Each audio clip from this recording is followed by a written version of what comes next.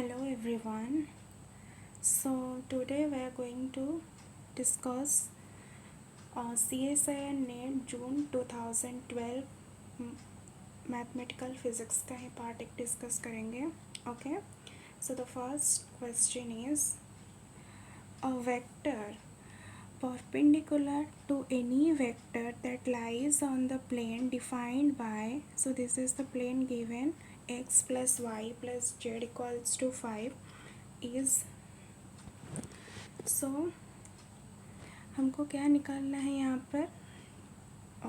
So these are the options I plus J plus K, I plus J plus के, 2i plus 3j plus 5k. देखो तो यहाँ पर हमको क्या निकालना है, अ वेक्टर जो परपेंडिकुलर है एनी वेक्टर को और that vector lies on the plane, इस प्लेन पे लाई कर रहा है ना. सो दैट मीन्स हमको फाई गिवन है. दिस इज़ फाई क्या गिवन है, x plus y plus z minus 5 is equal to 5. तो हमें निकालना क्या है, that is the gradient of phi, है ना. So gradient of phi, so delta का फॉर्मूला क्या होता है, i cap del of del x plus j cap del of del y and k cap del of del z, and this is phi.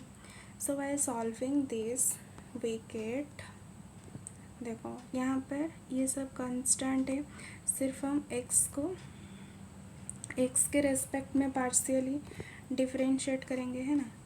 तो ये क्या हो जाएगा,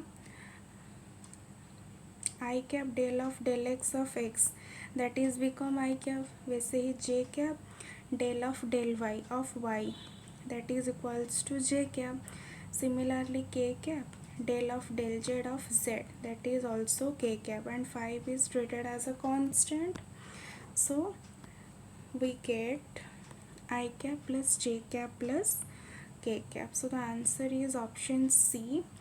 क्या हो गया, I cap plus j cap plus k cap. Okay, now comes to number 2 question. The eigenvalues of the matrix A is given here, 1 2 3 2 4 6 3 6 9 are. First option is 1 4 9 0 7 7 0 1 13 and 0 0 14, है ना. सो आइगन वैल्यूज़ हम कैसे निकालते हैं, this is the formula for finding the eigen values. तो so A minus lambda I equals to 0. A हमको ये वाला गिवन था, minus lambda into I for 3/3 matrix, I क्या हो जाएगा, यही होगा आई. सो लैम्बडा मल्टीप्लाई हो जाएगा इसमें, तो we get lambda lambda lambda here. Okay, तो उसके बाद क्या होगा, इन दोनों मैट्रिक्स को हमको माइनस करना है. तो उसके बाद इसमें भी लैम्बडा माइनस हो जाएगा, 1 माइनस लैम्बडा, यहाँ पर भी आएगा 4 माइनस लैम्बडा, और यहाँ पर भी क्या आएगा 9 माइनस लैम्बडा, है ना. तो देखो वही हुआ है यहाँ पर, 1 minus lambda 2 3 2 4 minus lambda 6 3 6 9 minus lambda is equals to 0. So now हम इसको सॉल्व करेंगे, है ना. कैसे सॉल्व करते हैं, देखो यहाँ पर टेकिंग 1 माइनस लैम्बडा, सो ये रो और ये कॉलम क्या होगा, हट जाएगा. तो इन दोनों को मल्टीप्लाई करेंगे, 4 minus lambda 9 minus lambda minus 6 into 6 that is 36. Similarly जब 2 वाला पार्ट को लेंगे, 2 में क्या होगा, -2 हो जाएगा, है ना. -2 दिस रो दिस कॉलम, इसको काट देंगे, तो 2 इंटू 9 माइनस लैम्बडा, वैसे ही माइनस हो जाएगा इसमें से क्या 18 माइनस हो जाएगा, ठीक है ना. उसके बाद नाउ टेकिंग 3, सो जब 3 लेंगे तब क्या होगा, this column and this row, इसको छोड़कर ये वाला 12 minus 3 into 4 minus lambda is equals to 0. तो देखो उसके बाद सिंपल हमने सिंप्लीफाई कर दिया इसको 1 minus lambda 4 minus lambda 9 minus lambda, यानी कि इसको इस पर मल्टीप्लाई कर दिया और इसको इसमें, है ना। यहाँ पर भी हमने वही किया है, 2 को अंदर मल्टीप्लाई कर दिया और यहाँ पर भी 3 को हमने अंदर क्या कर दिया, मल्टीप्लाई कर दिया, सिंपल मल्टीप्लिकेशंस। ओके, उसके बाद देखो हमने इन दोनों को यहाँ पर मल्टीप्लाई किया है और वैसे ही 36 को इसमें, 4 को इसमें, बाकी हमने सारे के सारे ये जो ब्रैकेट्स है इनको ओपन कर दिए, राइट। तो अभी हमारे पास क्या, 36 plus 13, this is 13 lambda plus lambda square minus 36 lambda plus 13 lambda square minus lambda cube minus 36 plus 36y minus 36, this is plus 4 lambda plus 36 plus 9 lambda equals to 0। तो यहाँ पर क्या होगा, सब कैंसिल हो जाएगा, है ना। तो कैंसिल होने के बाद we are left with only this minus का lambda cube and this lambda square with another lambda square is where this 13 lambda square है ना। so minus lambda cube plus 14 lambda square, तो ये हो गया lambda cube minus 14 lambda square by taking a negative sign. उसके बाद हम क्या करेंगे, इन दोनों में से lambda square कॉमन ले लेंगे, है ना। तो क्या रहेगा, lambda माइनस 14, right.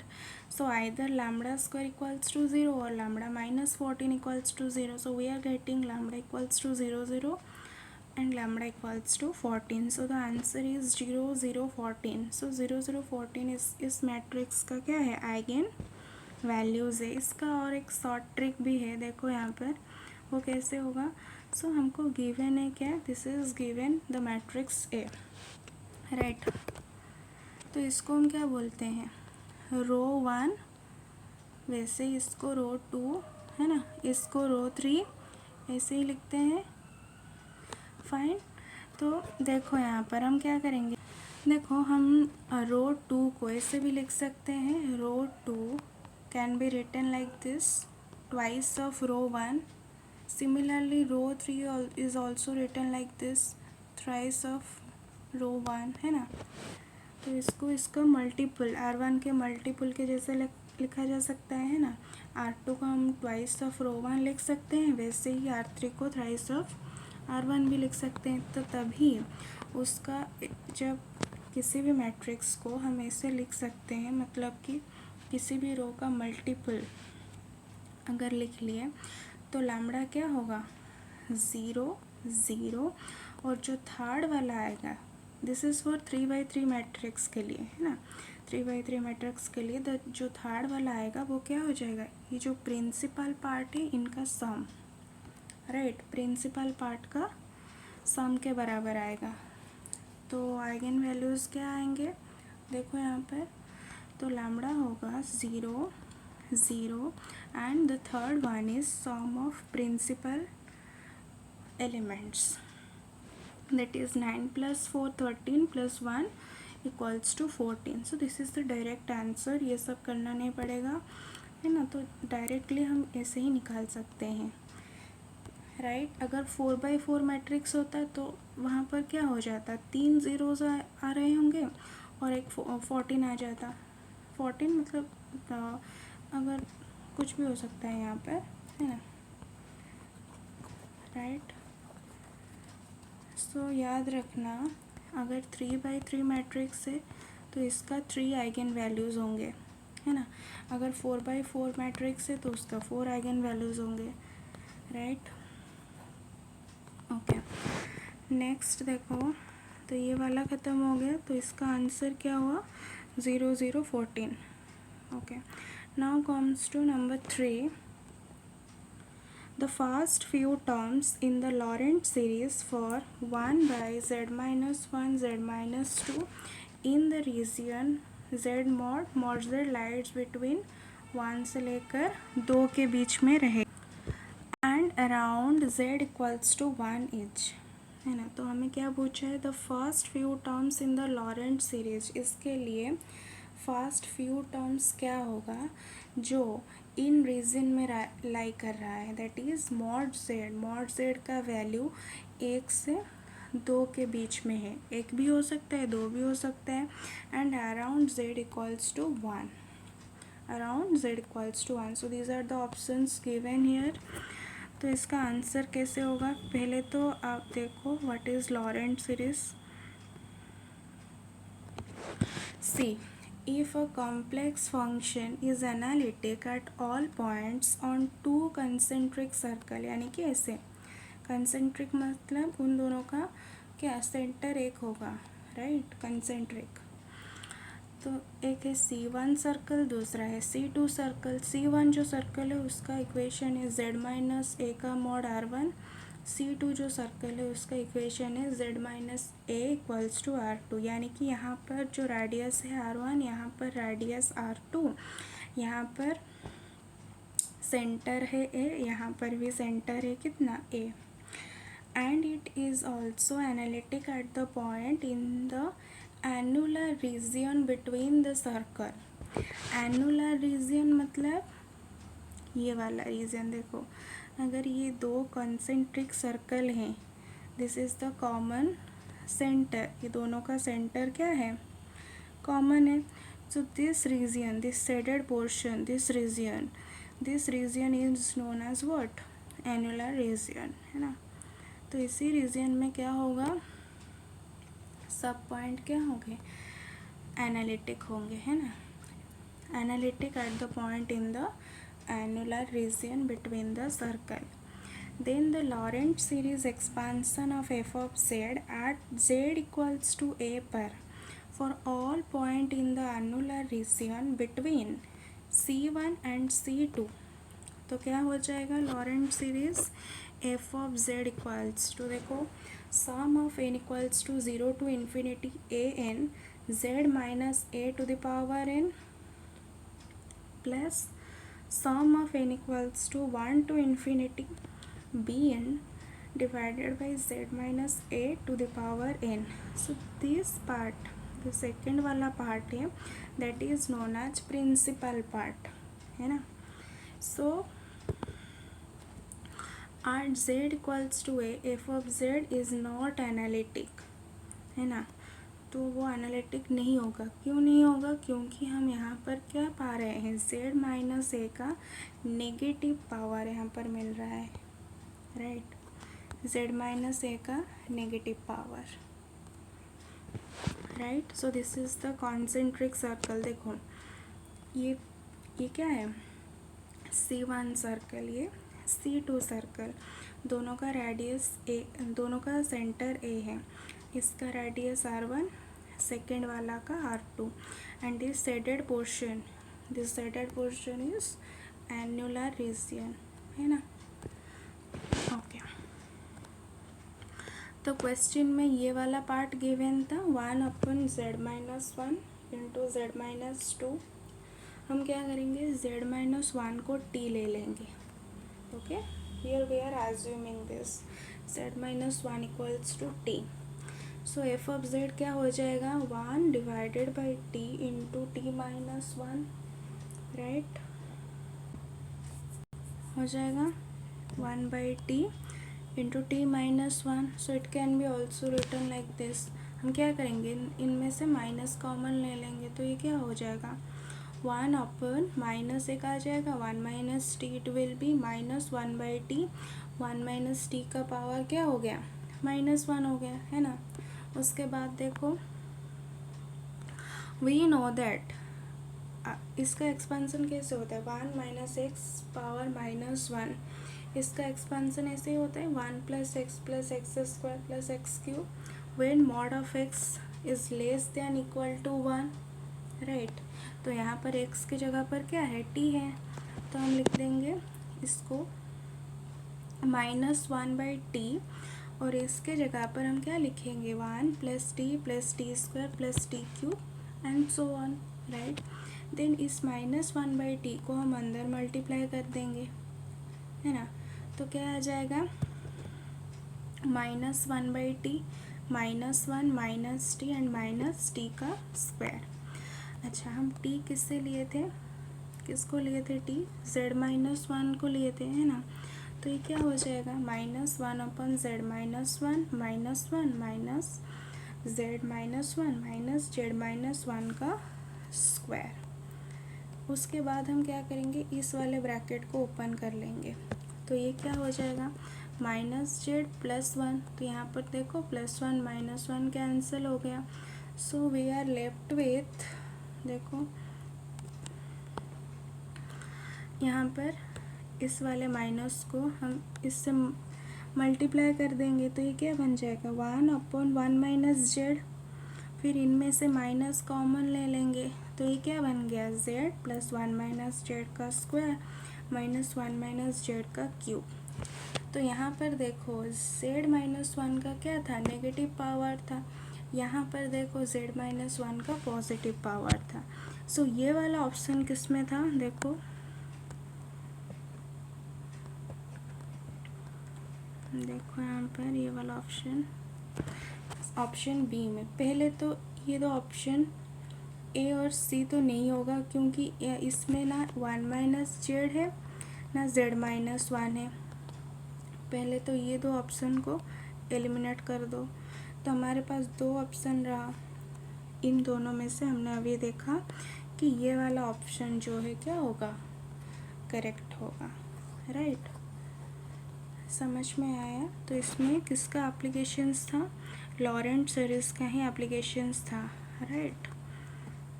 तो लॉरेंट सीरीज़ को अच्छे से याद रखना। उसके बाद देखो, now comes to number 4 question. Let u(x,y) equals to x + 1/2 × x² - y² be the real part of analytic function f of z of the complex variable z is equal to x plus iy. The imaginary part of f of z is, है ना। तो हमको क्या given है, f of z का real part given है u, and we have to find what is the value of v. This is the imaginary part. So options are y plus xy, xy, y² minus x²। तो देखो यहाँ पर कैसे होगा। So here we are using CR equation to find the value of v, है ना। So u given है, v निकालना है। So we have to check it satisfies CR equation or not. CR equation क्या होता है, del u/del x equals to del v/del y and del u/del y equals to minus of del v/del x. So first ये वाला देखो u given है, so del u/del x क्या हो जाएगा, यहाँ से 1 plus with respect to x, इसको डिफ्रेंशिएट करो, 1 प्लस क्या होगा, x ही होगा, y तो इसके लिए कांस्टेंट है ना। तो देखो del u/del x equals to del v/del y, ये वाला हम देखेंगे। So we are getting del u/del x equals to 1 + x and that is also equals to del v/del y। अब हम क्या करेंगे, इस del y को इसके पास ले आएंगे, है ना। सो dv इक्वल्स टू क्या हो जाएगा, 1 + x × dy, दोनों तरफ इंटीग्रेशन लगा देंगे, है ना। तो इंटीग्रेशन ऑफ dv क्या होगा, v होगा। और ये वाला इसको सेपरेट करके हम लिख देंगे integration of dy plus integration of x dy। So integration of dy कितना होता है, y plus xy plus fx, यहाँ पर एक कांस्टेंट आएगा। सो देखो यहाँ पर integration with respect to y हो रहा है। सो x इसके लिए क्या हो जाएगा, एज अ कांस्टेंट हम ट्रीट कर सकते हैं x को, है ना। तो यहाँ पर कांस्टेंट क्या होगा, instead of constant we can also write f of x एक कांस्टेंट है इसके लिए, राइट। तो ये वाला एक मिल गया v का एक्सप्रेशन। उसके बाद देखो सेकेंड हमको ये भी चेक करना है, del u/del y equals to minus del v/del x। So इसको u कितना गिवन था, u गिवन था एक्स प्लस क्या था यू एक्स प्लस, हाँ ये वाला X plus half X square minus Y square.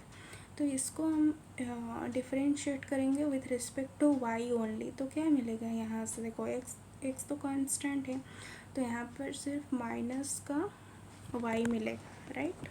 So we are getting minus y from here, देखो माइनस वाई, लेकिन del b upon del x में एक माइनस साइन फिर से आएगा, so it will become plus y. Now हम क्या करेंगे, इस डेल एक्स को वाई के पास ले आएंगे एंड दोनों तरफ इंटीग्रेशन लगा देंगे, है ना। So we are getting integration of d v equals to v, so y integration of d x is equal to x, and यहाँ पर एक कांस्टेंट आएगा, देखो इंटीग्रेशन एक्स के रेस्पेक्ट में है तो कांस्टेंट किस वाई को ले सकते हैं ना, function of y is also treated as a constant for this expression. So ये क्या हो गया, अब ये दूसरे वाला वी का एक्सप्रेशन मिल गया, that is y x plus f of y, right. देखो ये पहला वाला इक्वेशन था, ये दूसरा वाला इक्वेशन था, है ना। ये भी का पहला वाला इक्वेशन है, ये दूसरा वाला इक्वेशन है। अगर दोनों का बी का ही तो दो वैल्यूज़ है, तो इन दोनों को हम इक्वल लिख सकते हैं। अब हम क्या करेंगे, यहाँ पर एक कंडीशन पुट करेंगे, है ना। अगर एफ ऑफ एक्स हम ज़ीरो लेंगे तो एफ ऑफ वाई की जगह पर हमको क्या रखना है, वाई रखना है। तो इट विल बी, यहाँ पर ज़ीरो पुट करो और यहाँ पर क्या हो जाएगा, it will be Y.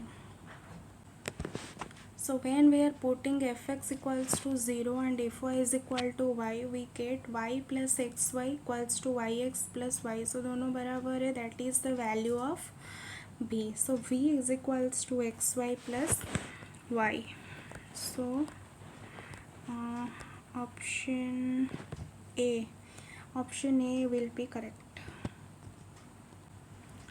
So next question is given, number 5, let yx be a continuous real function on the range 0 and 2 pi satisfying the inhomogeneous differential equation. This is the differential equation given. The value of dy upon dx at the point x is equals to pi by 2. सो यहाँ पर Y x क्या है, be a continuous real function है in the range given है 0 से लेकर 2 pi तक, and it is satisfying a inhomogeneous differential equation को सेटिस्फाई कर रहा है, that is sine x d two y upon d x square plus cos x d y upon d x equals to delta x minus pi by 2. So we have to find the value of dy upon dx at the point x is equals to pi by 2. So this is the expression of Kronecker delta. So we have to use the formula for Kronecker delta. So the options are, is continuous होगा, b में है has a discontinuity of 3, c में has a discontinuity of 1/3 and d has a discontinuity of 1. तो यहाँ पर देखो, this is given here in the question, sine x d two y upon d x two plus cos x d y upon d x equals to delta x minus pi by 2, है ना। तो इसको हम ऐसे भी लिख सकते हैं, that is d by d x of sine x d y d x. क्यों, इफ़ आई एम मतलब कि साइन एक्स को अगर हम कांस्टेंट रखेंगे तो इसका डेरिवेटिव क्या हो जाएगा, d two y upon d x two, है ना। वैसे ही अगर d y upon d x को अगर हम यहाँ पर कांस्टेंट रखेंगे तो साइन एक्स का डेरिवेटिव क्या होगा, कॉस एक्स हो जाएगा, है ना। तो इसको इसलिए हमने इसमें लिख दिया, इस पूरे टर्म के जगह पर हमने ये लिख दिया, d y d x of sine x d y upon d x, and this is delta x minus pi by 2. अब हम क्या करेंगे, दोनों तरफ इंटीग्रेशन ले लेंगे, यहाँ पर भी विथ रिस्पेक्ट टू एक्स। तो यहाँ पर देखो क्या होगा, ये वाला साइन एक्स, तो यहाँ पर देखो, यहाँ पर इंटीग्रेशन और यहाँ पर डिफरेंशिएशन है, तो दोनों क्या होंगे, कैंसिल हो जाएंगे, है ना। Integration differentiation cancel each other, so we are getting sine x, ये वाला सिर्फ sine x d y upon d x equals to integration right side as it is. So यहाँ पर हमको गिवन है कि 8x इक्वल्स टू कहाँ पर, π/2 पे, है ना।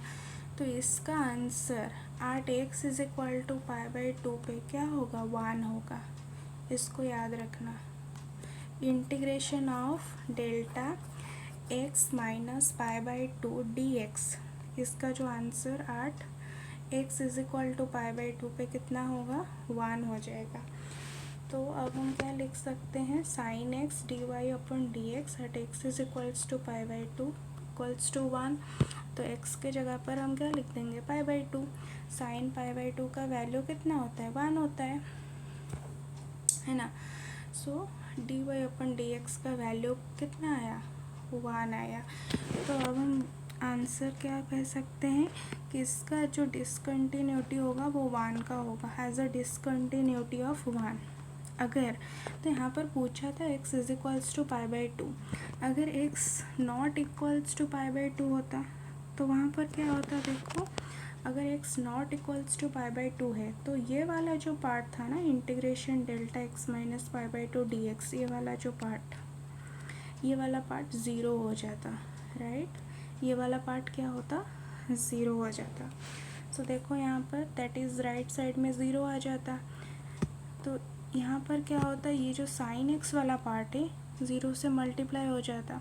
So we are getting d y upon d x equals to zero, है ना। यहाँ पर एक्स लिख दो, तो यहाँ पर क्या होगा, ये वाला पार्ट, तो यहाँ पर एक्स आएगा ना, ये एक्स लिख दो, π/2 नहीं है।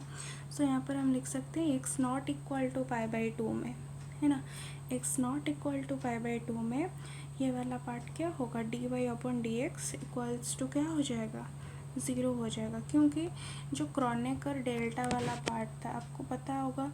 सो क्रॉनेकर डेल्टा में अगर this point x is equals to π/2 है तो सिर्फ फंक्शन यहाँ पे डिफाइन है ना, यहाँ पे डिफाइन होता है फंक्शन, यहाँ पर 1 होगा, d y upon d x, यहाँ पर वैल्यू कितना होगा, d y upon d x, यहाँ पर 1 होगा।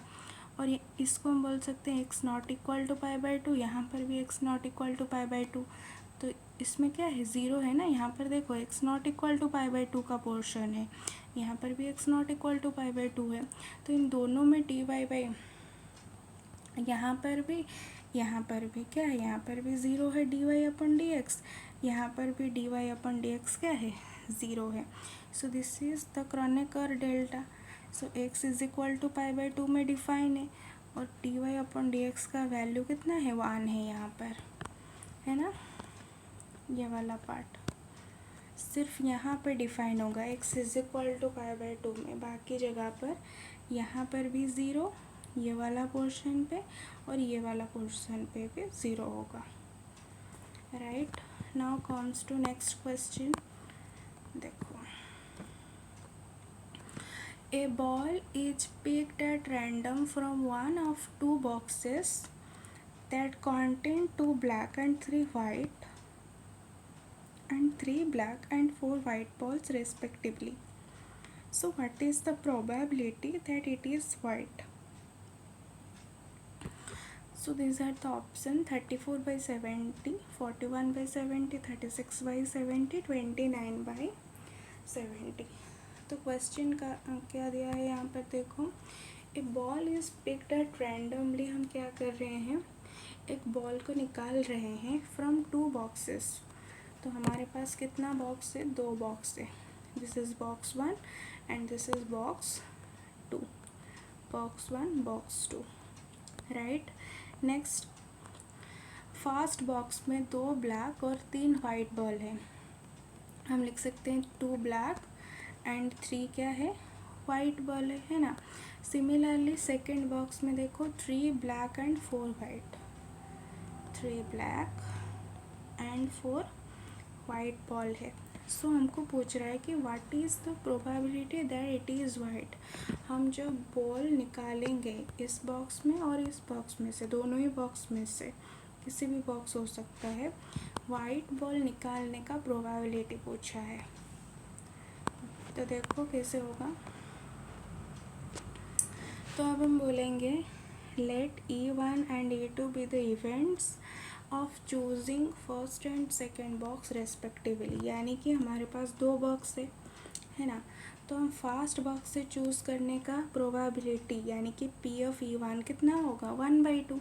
वैसे ही सेकेंड बॉक्स से चूज़ करने का प्रोबेबिलिटी कितना होगा 1/2, क्योंकि हमारे पास बॉक्स दो है, यानी कि हम बोल सकते हैं सैम्पल स्पेस हमारे पास दो है, लेकिन जो कंडीशन है फेवरेबल वो कितना है, एक है। एक बॉक्स के लिए एक बॉक्स को हम चूज़ करेंगे दोनों बॉक्स में से, तो उसका प्रोबेबिलिटी कितना हो जाएगा 1/2 है ना। तो P ऑफ E1 भी 1/2, P ऑफ E2 भी कितना आ गया 1/2। नाउ नेक्स्ट देखो, let W be the event of the drawing of white ball. हमें यही पूछा है, वाइट बॉल निकालने का प्रोबेबिलिटी दोनों बॉक्स में से। तो अब हम बोलेंगे कि P of W of E1 वो कितना होगा, यानी कि वाइट बॉल निकालेंगे कहाँ से, बॉक्स 1 में से, तो उसका प्रोबेबिलिटी कितना होगा। देखो यहाँ पर वाइट बॉल कितना है 3 है, लेकिन टोटल बॉल कितना है यहाँ पर 3 + 2 5 है ना। सो वाइट बॉल निकालने का प्रोबेबिलिटी बॉक्स 1 में कितना हो जाएगा 3/5। वैसे ही सेकेंड बॉक्स में देखो, यहाँ पर भी हम क्या बोलेंगे, वाइट बॉल निकालने का प्रोबेबिलिटी इन बॉक्स 2 क्या हो जाएगा, वाइट बॉल कितना है 4 है, टोटल बॉल कितना है डिवाइडेड बाई 7 4/7 हो जाएगा है ना। तो यहाँ पर वही लिखा है। सो P of W by E1 that is 3/5, वैसे ही P of W by E2 that is 4/7। ये हो गया। उसके बाद हम लिखेंगे P of probability of drawing a white ball है ना। तो इसका फॉर्मूला क्या होगा, that is P of W, हमको ये वाला निकालना है। अब तो हम बोल सकते P ऑफ W E1 और P ऑफ W E2, यानी कि इसमें से नहीं तो दूसरे वाले बॉक्स में से। और यहाँ पर लिखा है तो और के लिए हम क्या यूज़ करते हैं, प्लस वाला साइन। तो यहाँ पर क्या आ जाएगा P of W E1 plus P of W E2 है ना। एंड ये वाला देखो P ऑफ W E1 के लिए फॉर्मूला ये हो जाएगा, E1 में प्रोबेबिलिटी कितना था एंड E1 में से जो बॉक्स 1 था उसमें से वाइट बॉल निकालने का प्रोबेबिलिटी कितना था, वैसे ही E2 के लिए लिख देंगे है ना। तो इन दोनों का वैल्यू हम क्या करेंगे, यहाँ पर पुट कर देंगे। So we are getting 41। So this is the simple calculation. So 41/70 है ना, 41/70 हो जाएगा। सिर्फ क्या करना है, यहाँ पर इसका वैल्यू इसका वैल्यू इसका और इसका वैल्यू हम पुट कर देंगे जो हमने पहले निकाले थे है ना। तो आंसर क्या हो जाएगा 41/70। द ऑप्शन कौन सा ऑप्शन करेक्ट है यहाँ पर, number b, option b is correct है ना।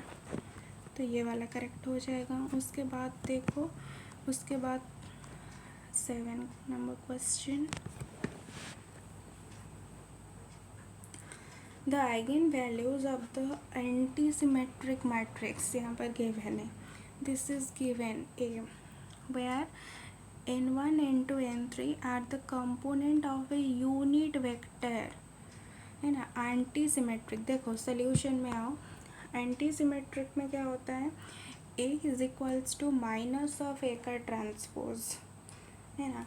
सो A हमको गिवन है ये वाला, इसका ट्रांसपोज, पहले माइनस को भूल जाओ, पहले इसका ट्रांसपोज बताओ। देखो ट्रांसपोज, इसका ट्रांसपोज मतलब क्या होता है, रो को हम कॉलम में चेंज कर देते हैं। दिस इज़ रो, इसको हम क्या करेंगे कॉलम में लिख देंगे, इसे कॉलम में लिख देंगे। तो ये क्या हो जाएगा, देखो 0 माइनस n3 n2। वैसे ही सेकंड वाला रो को भी लिख देंगे n3 0 माइनस n1। वैसे ही थर्ड रो को लिख देंगे माइनस n2 n1 0। उसके बाद हमको नेगेटिव साइन भी देना है। तो देखो यहाँ पर नेगेटिव आ जाएगा, ये negative negative positive, positive negative negative positive, यही तो लिखा है ये वाला, है ना, यहाँ पर लिखा है ये वाला। तो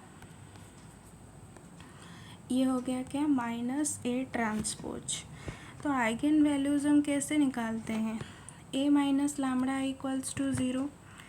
तो अब हम क्या करेंगे, यहाँ ए का देखो, दिस इज़ ए ना, दिस इज़ ए, माइनस ये वाला लिखोगे तब उसके बाद माइनस लैम्बडा, आई मतलब 1 0 0 0 1 0 0 0 1, इसको ही माइनस करना है ना।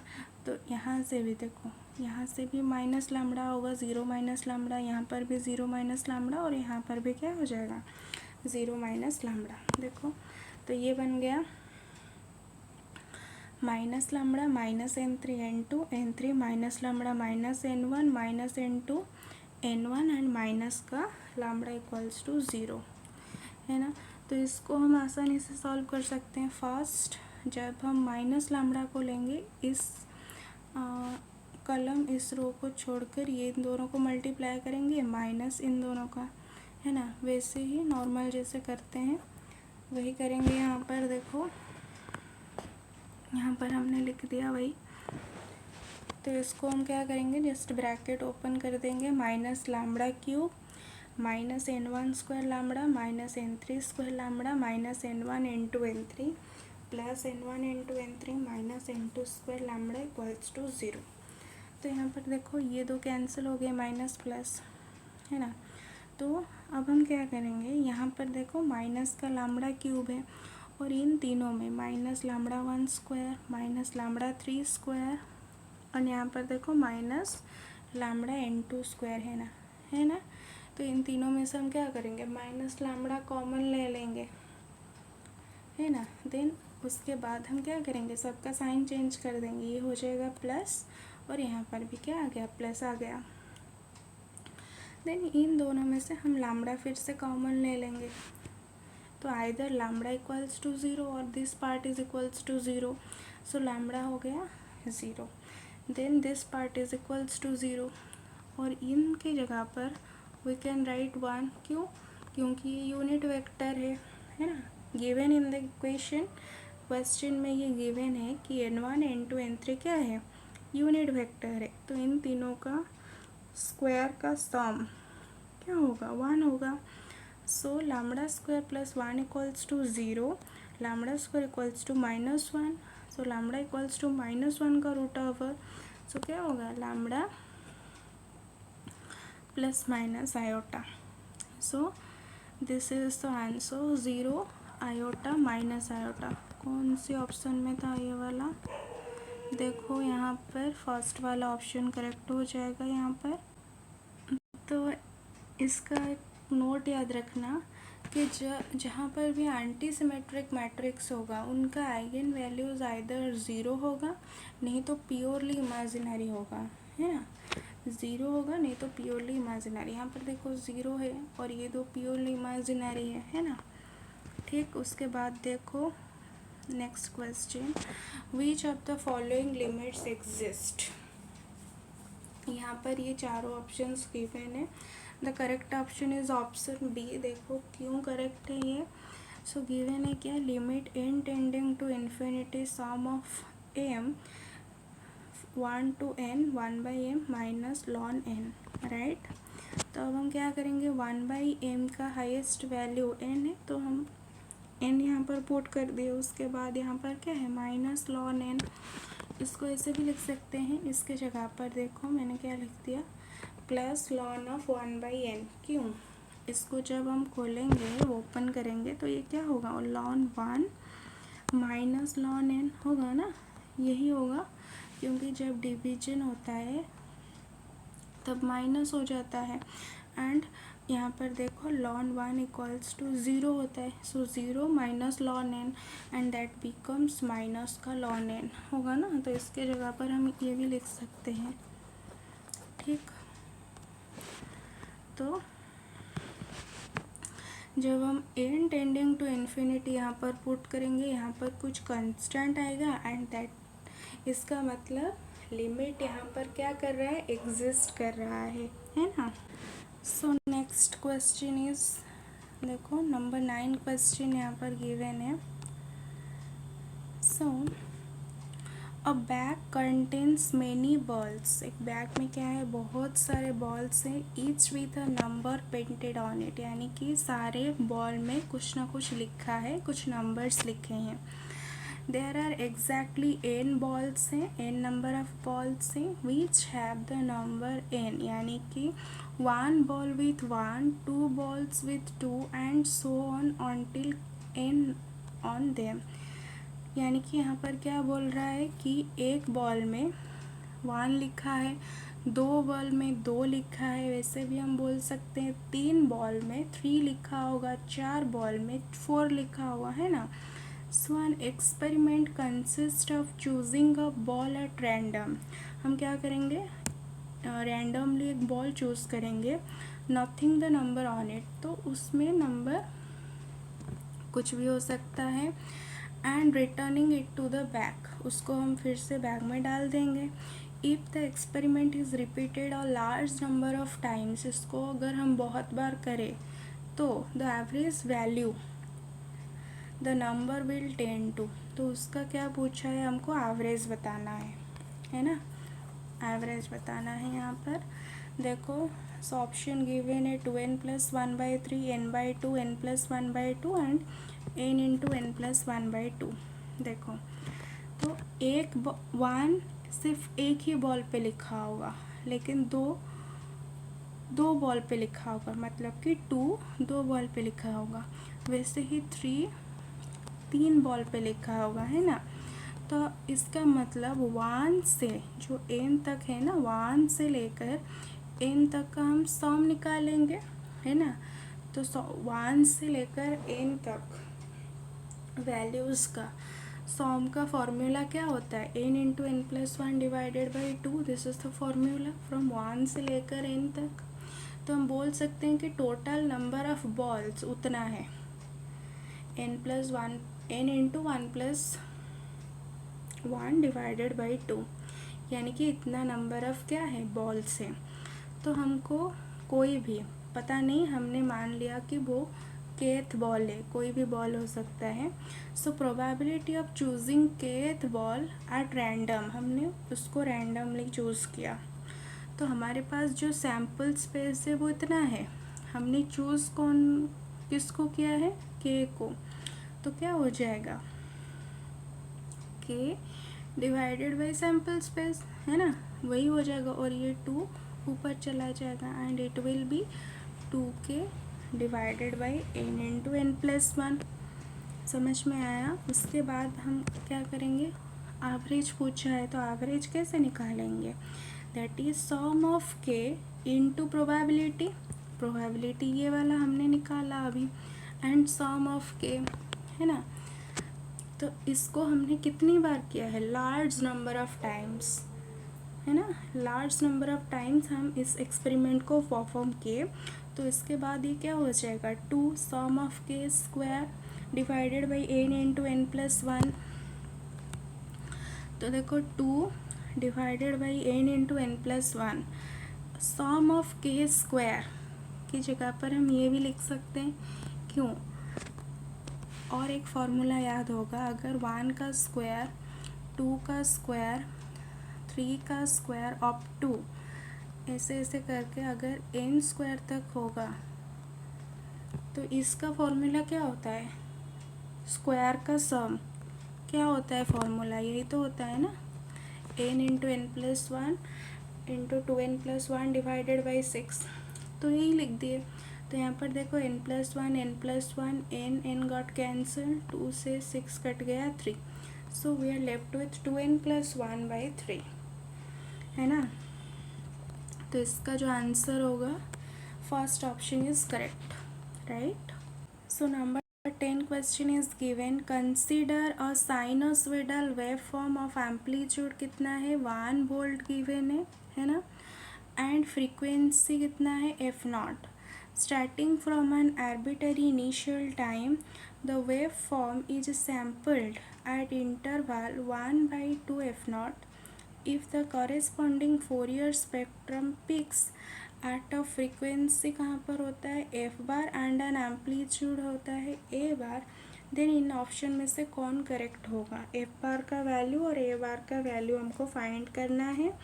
तो हमें एक साइनोसॉइडल वेव फॉर्म गिवन है जिसका एम्पलीट्यूड कितना है 1 वोल्ट है एंड फ्रीक्वेंसी गिवन है एफ नॉट। तो देखो diagram, so taking y along this axis and t along this axis, so 1 volt यानी कि एम्पलीट्यूड इसे ही बोलते हैं, है ना, एम्पलीट्यूड कितना गिवन है 1 वोल्ट गिवन है।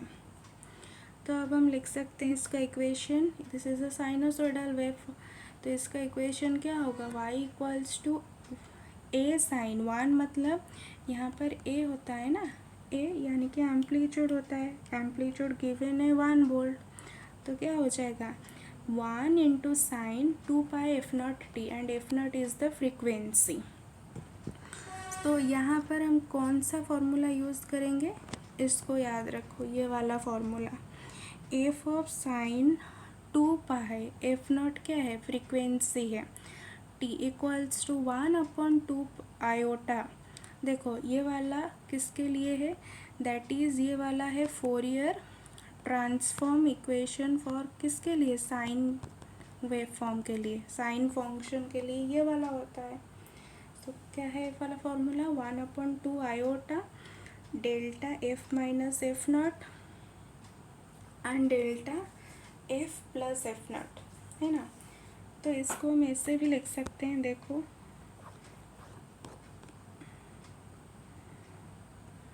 देखो यहाँ पर पहले देखो प्लस है उसके बाद माइनस है, तो इसका अगर हम इंटरचेंज करेंगे तो माइनस साइन एक बाहर आ जाएगा एंड इन दोनों का क्या होगा, यहाँ पर प्लस आएगा यानी कि ये वाला पार्ट यहाँ पर आ जाएगा और ये वाला पार्ट यहाँ पर आ जाएगा, ठीक। और देखो -1 के जगह पर हम क्या लिख सकते हैं, i² लिख सकते हैं माइनस के जगह पर, डिवाइडेड नीचे एक i है ना, तो एक i से एक i कट गया, तो ऊपर, तो ये क्या बचा ऊपर i/2 और ब्रैकेटेड वाला पार्ट, ठीक। इसको ऐसे भी लिख सकते हैं। तो इसको जब हम सॉल्व करेंगे, so in the Fourier domain we are getting f bar equals to f not, a bar equals to 1/2, so the option b is correct, है ना। ए बार का वैल्यू 0 से 1 वोल्ट के बीच में लाई करेगा एंड एफ बार किसके बराबर हो जाएगा 2 एफ नॉट के बराबर, राइट, ओके, थैंक यू। तो ये वाला जून 2012 का मैथमेटिकल पार्ट पूरी कंप्लीट हो गया, उसके बाद हम देखेंगे दिसंबर 2012 का पार्ट, है ना। Thank you.